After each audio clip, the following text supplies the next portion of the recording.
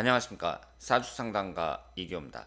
이기호의 책 강의, 오늘은 7번째 시간으로 지장간이 되겠습니다. 제가 얼마 전에 책을 출간했어요. 이 책은 링크에 보시면 구매를 하실 수가 있고, 교보문고라든가 쿠팡 같은 다른 곳에서는 판매가 되지 않습니다. 그리고 책이 없어도 얼마든지 영상 시청이 가능하니까 사주에 관심 있는 분들은 주목을 해주시길 바랍니다. 학습 목표를 보도록 하겠습니다. 오늘 이 시간을 통해서 지장간에 대해 여러분들이 확실하게 이해를 하시길 바랍니다. 우리가 지난 시간에 청간지지라는 개념을 공부를 했는데요. 이 청간이라는 것은 이상적이고 간념적이라고 말씀을 드렸습니다. 지지라는 것은 현실적이고 실제적이라고 말씀을 드렸습니다. 그렇다면 금기운이 있을 때 청간의 금기운은 경금이 있죠. 그리고 신금이 있습니다. 지지에는 신금이 있고 유금이 있어요. 그렇다면 청간에서 나타내는 금기운과 지지에서 나타내는 금기운이 어떤 차이가 있는지 이걸 아셔야 이제 지장간에 대해서 이해할 수 있다고 말씀을 드리겠습니다. 우선 금기운이라는 것은 계절적으로 봤을 때 가을을 상징하잖아요. 그럼 청간에서 경금, 그랬을 때 이 경금은 가을을 상징한단 말이에요. 이것은 100% 가을의 기운이라고 말씀을 드릴 수 있습니다. 이 세상에 100%라는 건 없어요. 그런데 간념적으로 그렇게 생각을 할 수 있는 거죠. 여러분들이 가을을 그림으로 한번 그려보세요. 그림으로 못 그리죠. 간념적인 거란 말이에요. 그런데 우리가 막연히 생각하는 낙엽이 막 떨어지고 맑은 하늘이 있고 아주 춥지도 않고 덥지도 않으면서 그 사이에 인간이 활동하기 좋은 그 시기, 이것을 가을이라고 생각을 합니다. 그러니까 간념적으로는 가을이라는 그 개념을 확실하게 생각을 할 수가 있고, 이 개념 안에는 여름이라든가 봄이라든가 다른 계절은 일체 들어가지 않고 100% 가을만 생각을 할 수 있는 거죠. 간념이니까 생각은 그렇게 할 수 있는 거예요. 그런데 현실적으로 어떠냐? 9월달, 10월달 이 정도를 가을이라고 하잖아요. 근데 가을도 초가을은 어때요? 이전에 여름의 기운도 좀 많이 남아있고, 늦가을은 어때요? 그 다음에 오는 겨울의 기운이 좀 강하겠죠. 그리고 추분이 들어오는 그 시기에는 가을의 기운이 가장 강하다고 볼 수 있습니다. 그 얘기는 무슨 말씀이냐면, 이 신금이, 지지의 신금이 가을을 상징하는데 양력 8월에 해당이 되거든요. 그러면 물론 가을이니까 가을의 기운이 가장 많겠지만 그 이전 달이 미월에 해당이 된단 말이에요. 전달의 기운도 좀 남아있고, 그리고 다음에 오는 계절이 겨울이니까 겨울의 기운도 함께 갖고 있다, 이렇게 말씀을 드릴 수 있습니다. 그러니까 100%라는 건 없는 거예요. 이것을 천간의 기운으로 표시한 것이 바로 지장간이라고 생각을 하시면 되겠습니다. 이 천간이라는 것은 100%라고 말씀을 드렸잖아요.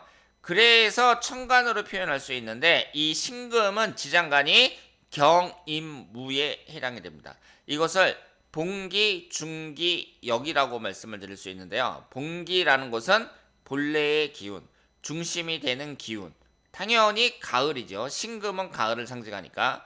역이라는 것은 남을 여자를 나타냅니다. 이전 달이 미월이거든요. 그러면 미월은 토기운이란 말이에요. 그래서 토기운이 남아있는 거예요. 이것을 한 20% 정도 보고요. 그리고 그 다음에 오는 계절이 겨울이잖아요. 그래서 겨울의 기운도 한 30% 정도 갖고 있다, 이렇게 보는 거죠. 그래서 이것이 경임무 세 개의 천간으로 구성이 되어 있는데, 이 경금이 한 50%, 임수가 한 30%, 토기운이 무토가 한 20% 정도 된다, 이렇게 보고 이것을 봉기, 중기, 역이라고 표현을 합니다. 그렇다면 우리가 한번 볼게요. 경신이라는 육식갑자가 있어요. 일주가 경신일주라고 한번 해볼게요. 그러면 경신 그랬을 때 위아래로 똑같은 금기운이잖아요. 그런데 천간은 어떻게 생각을 하냐면, 이 경금은 100% 가을의 기운이구나 이렇게 생각을 하는 거죠. 그런데 지지에 있는 신금은 어떻게 해석을 하셔야 되냐면 가을의 기운인데 100% 가을의 기운만 있는 게 아니라 50%는 겨울의 기운과 이전 달의 기운이 같이 존재하는 거야. 이렇게 생각을 하셔야 됩니다. 그래서 천간과 지지가 있을 때에는 천간은 100%를 의미하지만 지지는 지장간의 구성비대로 여러분들이 해석을 하셔야 되는 거예요. 그러니까 신금은 뭐예요? 금기운이지만 50%만 금기운이 있고 나머지 50%는 수기운과 토기운으로 구성되어 있다. 이렇게 생각을 하시면 되겠습니다. 여러분들이 지장간이라는 것을 모두 암기하셔야 됩니다. 그런데 무턱대고 암기하잖아요. 그러면 절대 암기가 되지 않습니다. 여러분들은 이 지장간이 어떻게 구성이 되는지 그 원리를 확실하게 이해를 하셔야 돼요. 그럼 원리를 이해한 상태에서 자꾸 지장간을 보게 되면 그 다음엔 암기가 되는 거죠. 따라서 이 지장간이라는 게 어떻게 만들어졌는지 그걸 아셔야 되는데요. 알고 보면 상당히 쉽습니다. 지금 여기에 보시면 해자축이 나와 있는데 해자축이라는 것은 겨울을 나타내거든요. 수기운에 해당이 됩니다. 여러분들이 사주 공부를 하시게 되면 이 그림을 계속 보게 될 것이다. 이렇게 제가 말씀을 드렸잖아요. 이 그림에서 사주명리학 이론이 다 나왔다고 생각을 하시면 되겠습니다. 이 임묘지는 봄에 해당이 되고 사오미가 여름, 신유술이 가을, 해자축이 겨울에 해당이 되는데요. 겨울에 해당하는 해자축을 보면서 지장간이 어떻게 구성이 됐는지 한번 보도록 하겠습니다. 여기에 보시면 해월이 양력으로 11월에 해당이 되고요. 자월이 12월에 해당이 되고 축월이 1월에 해당이 되는데요. 이 3개월이 모두 겨울이라고 말씀을 드릴 수 있습니다. 그런데 여기에 보시면 자수가 지장간이 임수, 계수 이렇게 되어 있거든요. 축토라든가 해수는 지장간이 3개가 있는데 이 자수는 2개만 있습니다. 왜 2개만 있냐면 이 자월에 겨울의 절정인 동지가 들어옵니다. 겨울의 절정이니까 우리가 동지가 들어오는 이 자월은 100% 겨울의 기운이다. 이렇게 인정을 해주는 거예요. 세상에 100%는 없지만 동지가 들어오는 겨울의 절정이니까 이 지장간을 보면 임수하고 계수만 있거든요. 계절의 절정은 우리가 100% 인정을 해주자. 이렇게 이제 말씀을 드릴 수 있습니다. 그러면 여기서 보세요. 우선 이 해수를 보면은요. 해월이라는 것이 지장간이 인간무라고 나와 있는데요. 이 임수가 봉기에 해당이 되잖아요. 봉기라는 것은 그 본래의 기운을 말해요. 해월이 뭐예요? 수기운이니까 당연히 봉기는 수기운이 돼야죠. 그래서 천간의 수기운을 나타내는 임수가 봉기에 해당이 됩니다. 그리고 여기가 무토로 되어 있는데요. 해월 전이 뭐예요? 수월이죠. 바로 전달이 토기운이란 말이에요. 그래서 토기운이 남아있기 때문에 이전 달의 기운이 그대로 남아있기 때문에 이 무토가 여기에 해당이 됩니다. 그러면 축월도 어때요? 축월도 이 전달이 수기운이죠. 그러니까 당연히 여기는 수기운이 되는 거예요. 자월도 이 전달이 해수가 수기운이니까 당연히 수기운이 되겠죠. 그래서 여러분들이 우선 아셔야 될 것은 이전 달의 기운이 그대로 남아있다. 그래서 이전 달에 해월은 수월이니까 여기가 무토고 자수는 이 전달이 해월이니까 수기운이니까 계수고 축월은 이전 달이 수기운이니까 여기가 계수다. 이렇게 생각을 하시면 되겠습니다. 그리고 여기에 보시면 봉기가 나와 있는데요. 봉기라는 것은 본래의 자기 기운이에요. 그럼 축월은 토기운이니까 당연히 봉기는 기토로 되어 있고요. 해월은 수기운이니까 임수로 되어 있습니다. 자수도 임수로 되어 있죠. 수기운이니까. 그러니까 외울 게 없는 거예요. 봉기라는 것은 그 본래의 기운을 말하고 여기라는 것은 이전 달의 기운이 남아있다. 이렇게 생각을 하시면 되겠습니다. 봄, 여름, 가을, 겨울 4계절이 있잖아요. 그 계절에 처음 시작을 나타내는 것. 그러니까 겨울의 첫 번째인 해월, 봄의 첫 번째인 인월, 여름의 첫 번째인 사월, 가을의 첫 번째인 신월, 이 네 가지를 인신사의 역마라고 하는데요. 인신사해에 해당하는 그때에는 그 다음에 해당하는 계절의 기운이 잉태된다고 생각을 하시면 되겠습니다.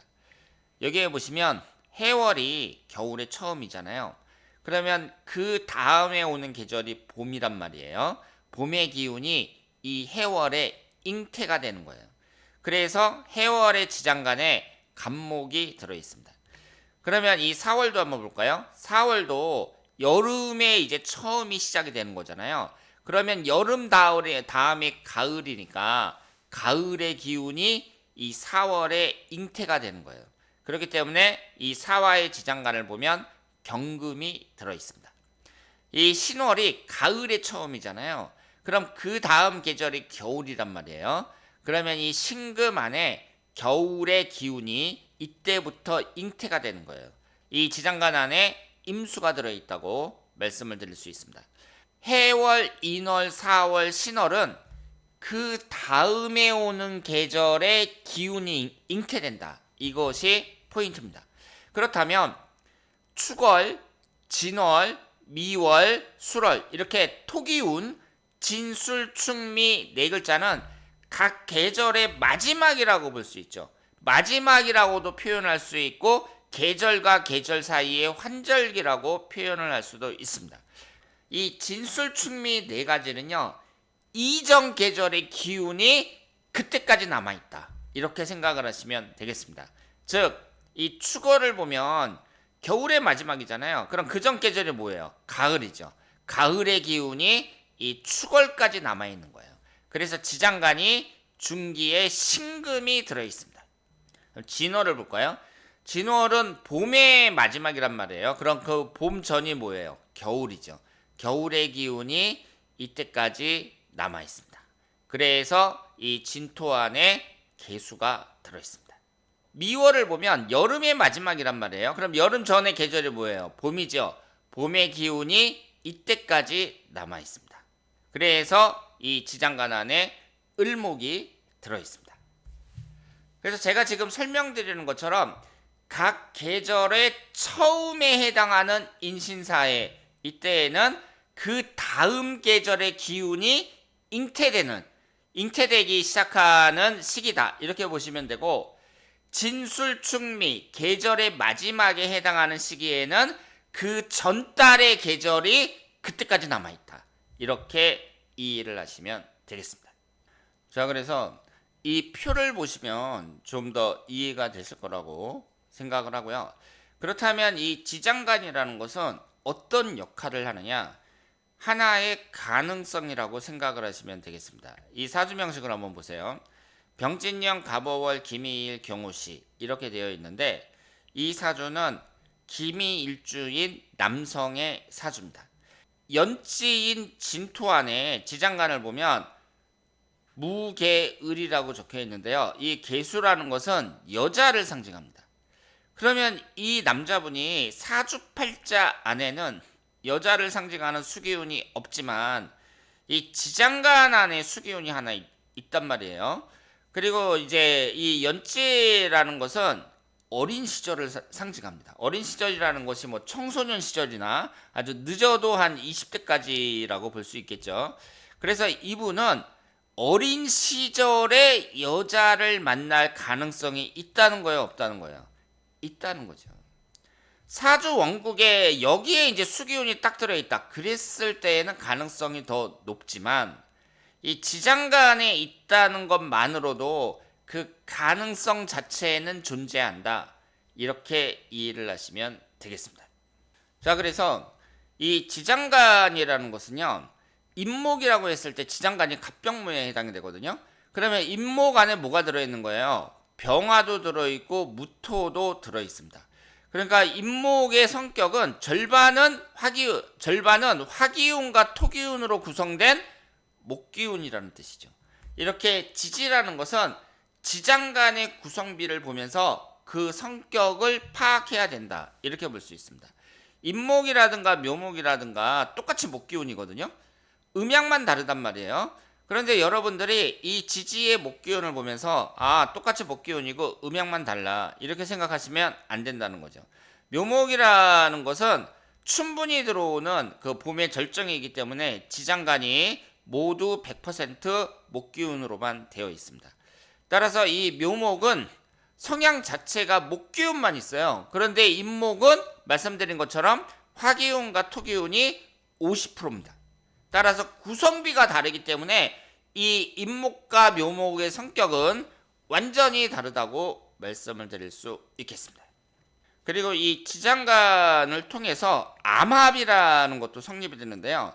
이 암합이라는 걸 어떻게 우리가 파악을 해야 될지 한번 읽어보시길 바랍니다. 학습 정리가 되겠습니다. 지장간은 지지의 구성비를 천간으로 표현한 것이다. 그리고 지장간은 분기, 중기, 여기로 구성되어 있고요. 제가 설명해드린 대로 각각의 기운이 성립이 되는 원리가 있습니다.